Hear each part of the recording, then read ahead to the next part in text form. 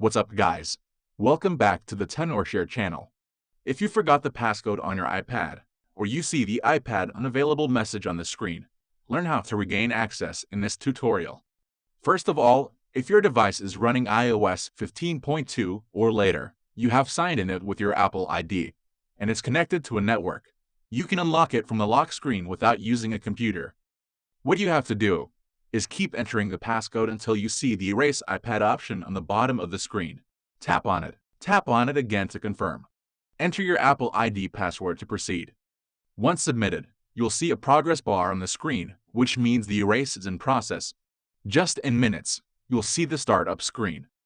If there's no erase option for you, or the erase button is not responding to your touch, learn how to unlock it with forward key on a computer. Once connect your device, click on the Start and Next button. From the list of other devices, select iPad, then follow the instructions to enter recovery mode. For an iPad with Home button, press and hold the Side and Home button simultaneously until the recovery mode screen shows up. Forward key will match the latest firmware for you.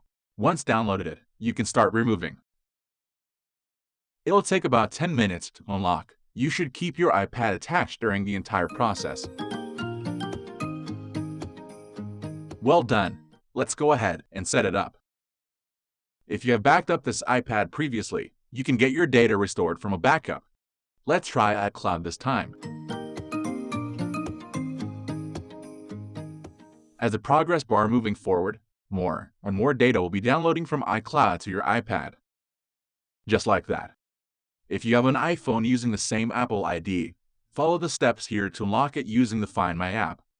Inside the Devices tab, select your iPad. Swipe up and tap Erase this device. Enter your Apple ID password when prompted.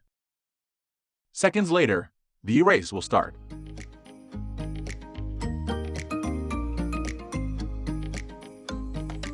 Another way to unlock it in recovery mode is using iTunes. All you have to do is select the Restore option.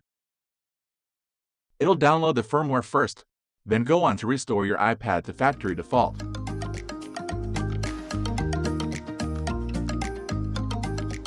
So that's it. Thanks for watching. If you like this video, don't forget to share it with your friends. See you next time.